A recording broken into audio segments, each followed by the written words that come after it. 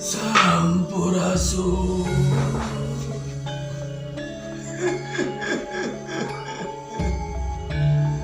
Balik deui dina channel JKR Official. Akhirnya sejamaturan Incu sadayana ngeunaan carita-carita mistis sabangsa ningjuri genderuwo kuntilanak kelong wewe jeung sabangsa ning dedemit.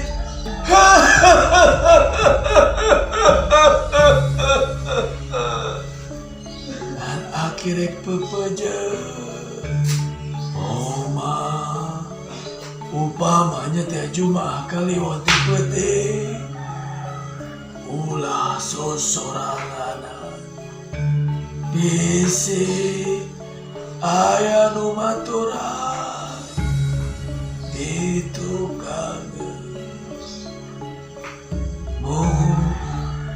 dan saukur di Jumat Kliwon Ribon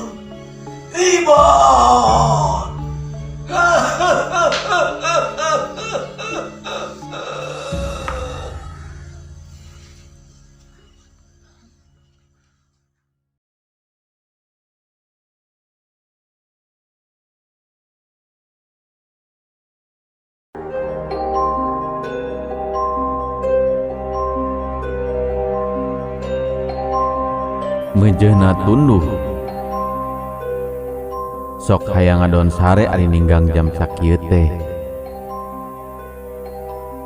Nya harita ninggang jam 1 peuting. Kuring pareng keur aya di rumah sakit. Nungguan bapa anu keur gering di rumah sakit. Karasa peuting eta kacida pisan tunduhna. Nya eta we sajeroning kuring diuk di sagigireun ranjang tempat ngagolerna bapa. Kuring mah marolak we heuai bari diuk dina kursi. Kusabab katinggalina bapa geus sare bangun anu tibra. Hal sarupa kitu jadi kesempatan keur kuring. Kuring keluar heula ti rohangan tempat bapa dirawat. Kuring keluar maksud mah rek ngabrang-brangkeun supaya henteu tunduh. Sanajan di rumah sakit kadang hayang ngaroko mah teu bisa dicegah. Nya kuring keluar bari sakalian rek ngadon ngaroko. Kuring neangan tempat anu pantas dipake jang ngaroko. Parang kuring ninggali aya hiji tempat anu pantas yang dipake ngaroko.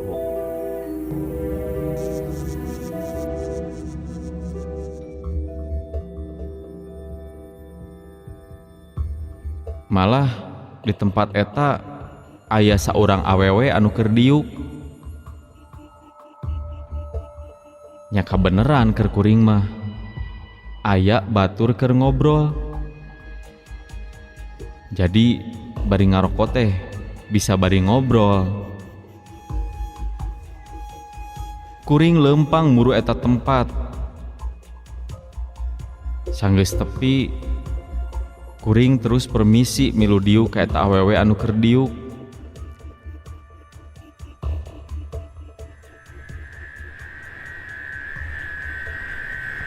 Punten bade ngiring calik. Mangga, Sami kitu nuju ngantosan anu teu damang ieu teh. Sumuhun, nuju ngantosan wargi nuju dirawat di dieu. Kutaan teh. Muhun hilap nepangkeun Nami abdi Permana. Abdi Dewi,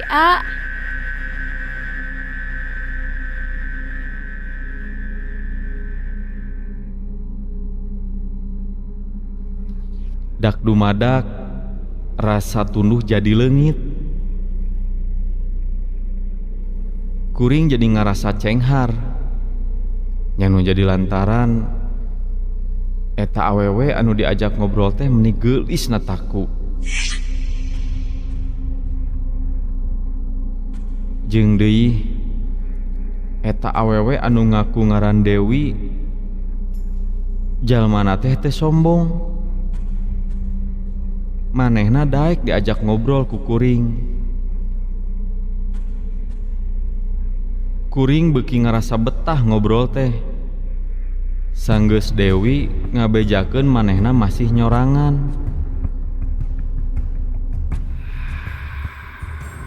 Malah mah pangakuna manehna anyar putus jeung anu jadi kabogohna. Nya cohagna mah Dewi teh keur teu boga kabogoh. Pananya kuring beuki nyoksok jero ka Dewi. Kuring beuki ngarasa wani sabab Dewi na oge bangun anu atoheun di baturan ku kuring teh. Kadang dina obrolan aya carita-carita semu anu pada curhat, pada ngaluarkeun eusi hate. Dewi katingali cengkat tina diukna. Tayona wae Dewi ngajak ka kuring pindah ngobrolna di tempat eta.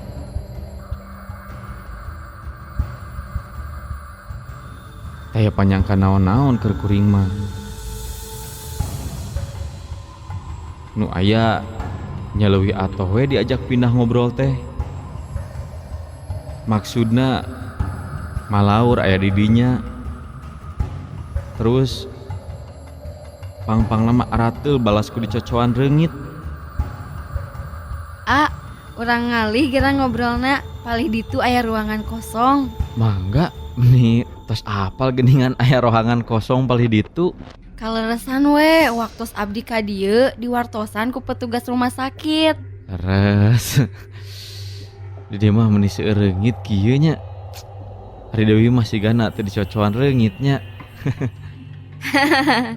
Reungitna tos kenaleun panginten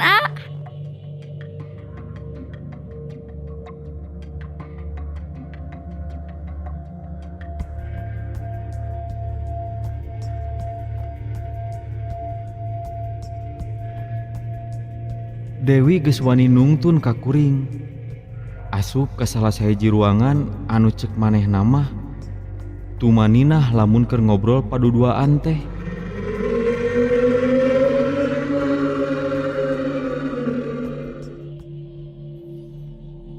Nyaan we kuring ku Dewi dibawa ka salah sahiji rohangan nu aya di rumah sakit eta.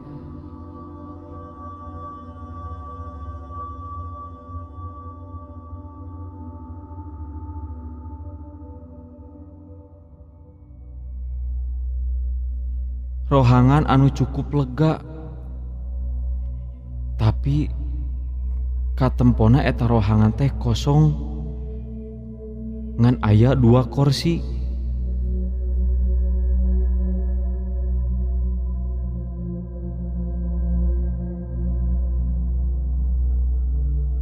Siga anu disiapkeun eta kursi keur diuk kuring jeung Dewi.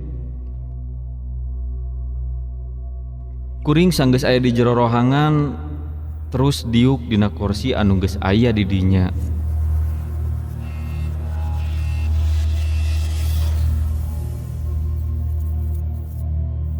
Diuk rada ngarendeng jeung Dewi. Nu katinggalina mah semu leuwih wani deui ka kuring teh.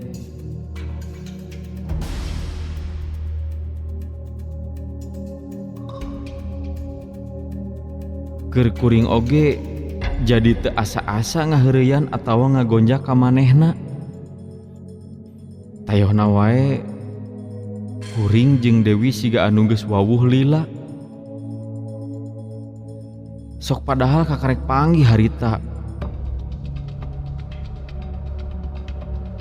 Paingan atuh Dewi ngajak pindah tempat. Da geuning Dewi ngobrol curhat ka kuring ngeunaan kaayaan manehna. Dina obrolan kitu Dewi tepuguh-puguh ujug ngagabru ka kuring bari ceurik. Basa awak kuring ditangkep ku Dewi. Naha aya rasa anu aneh.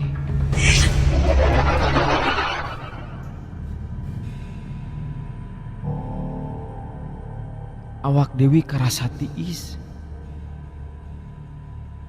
Kuring lalaunan ngalesotkeun rangkulan Dewi.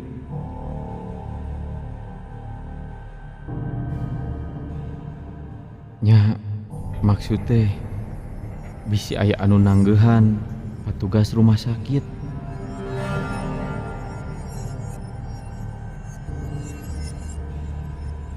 Malah keur kuring mah ngarasa ragab lamun dirangkul sagala ku Dewi teh. Satadina mah rangkulan Dewi teh pageuh ngarangkul awak kuring.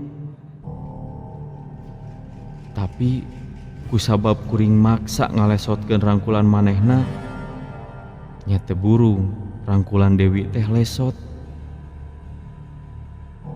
Kuring jeung Dewi dariuk dina kursi. Bari Dewi mah masih kadenge inghak-inghakan. Keur kitu HP kuring disada tayohna aya SMS anu asup. Tapi basa kuring keur maca SMS karasa lampu eta rohangan ujug-ujug pareum.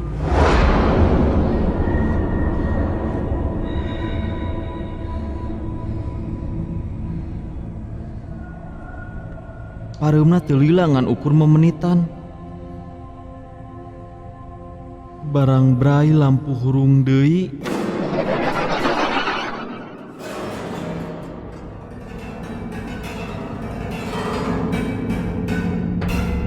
Kacida kuring reuasna.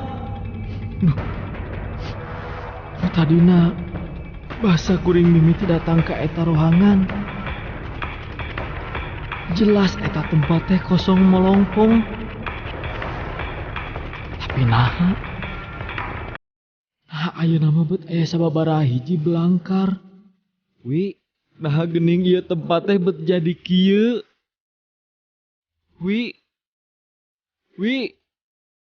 Dewi. Kuring jadi leuwih kaget. Nu ditanya teh naha geuning bet geus eueuh. Dewi geus eueuh ti gigireun kuring.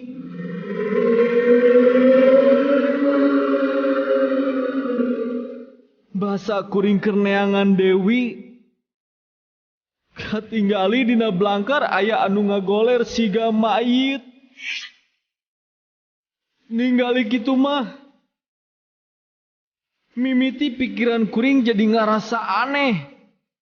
Nah geningan kuring teh bet siga aya di kamar mayit.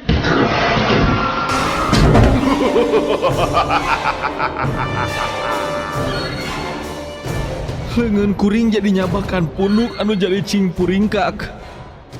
Komo deui keur kuring ngarasa heran kitu teh. Kadenge deui suara Dewi anu ceurik.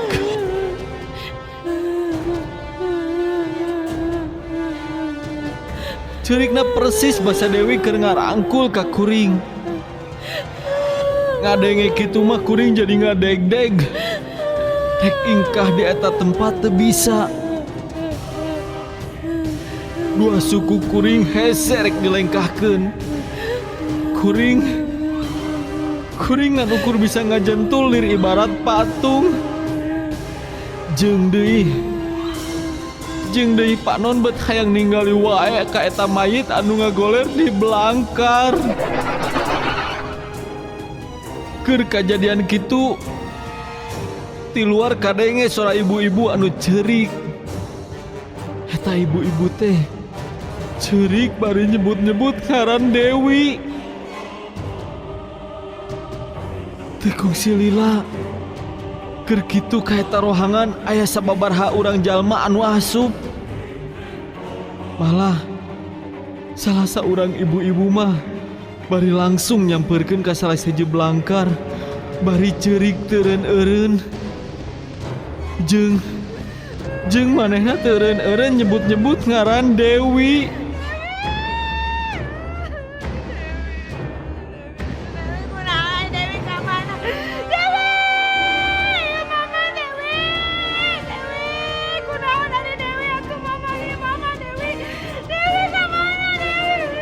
Kuring mah kusalarean nu asup ka dinya teh teu kapalire, da sidik kabeh muru ka belangkar. Sanggeus kitu katinggali salah seorang petugas rumah sakit ngadorong belangkar anu dipake ngagoler salah seorang layon anu gening eta layon anu ngagolerina belangkar teh layona Dewi. Tugas rumah sakit jeung kulawarga Dewi ngadorong belangkar keluar. Sigana wae rek diasupkeun kana ambulan. Kuring teu sadar nuturkeun kaluar ti eta rohangan. Jeung geus kitu mah suku kuring oge bisa dilengkahkeun. Sok sanajan awak mah jadi ngarasa leuleus antara percaya jeung teu percaya. Geningan anu tadi lila ngobrol malah make curhat sagala. Sidik mah manehna teh geus jadi layon.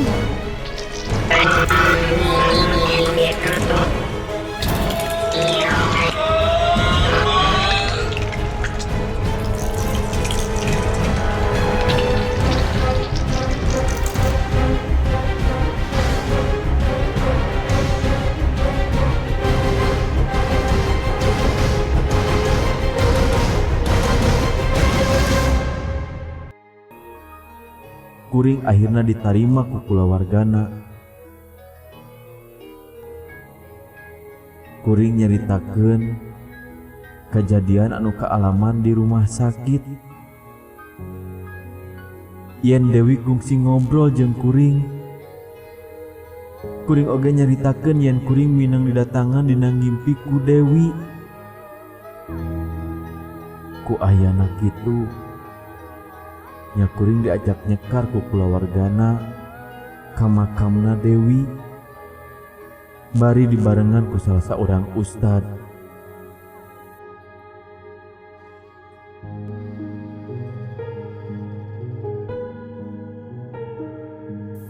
Nyati harita sanggeus kuring nyekar ka makamna Dewi, Dewi tara datang deui dina impian kuring. Dongeng ti kulawargana gening Dewi teh maot alatan katabrak mobil. Dewi jadi maluweng sanggeus dipegatkeun ku kabogohna. Padahal cek dongeng ti kulawargana Dewi jeung kabogohna teh geus tuker cincin sagala. Kusabab Dewi bogoh pisan nya antugna Dewi teh jadi malaweung. Kajadian anu kaalaman ku Dewi harita basa keur lempang di Jalan Sudirman. Dewi katabrak mobil anu akhirna Dewi nepi ka hanteuna.